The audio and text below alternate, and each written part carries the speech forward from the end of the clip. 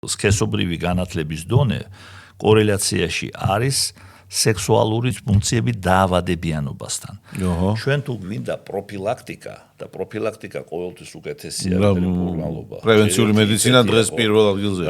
ეს არის მხოლოდ და მხოლოდ სექსუალური, ანუ სქესობრივი განათლების დონის ამაღლება.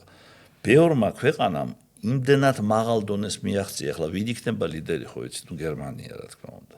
კულტურული ხალხია მაგ მიმართულებით. სერიოზული წარმატებები აქვს მაგ მიმართულებით და ერთ-ერთი არგუმენტი სხვათა შორის სექსოლოგიის საქართველოში გაუქმების ეს იყო გერმანიაში არ არის ადექიმი სექსოლოგები.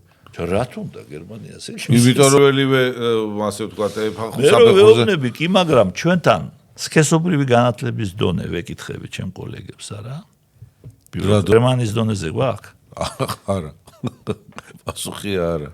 აი ლოგიკა. თუ ადამიანს 16 წლის ასაკში უკვე ეძლევა რთავნებას სექსუალური ცხოვრება დაიწყოს ოჯახის შექმნას, შენ მას განათლების მიცემაზე უარსეუბნები,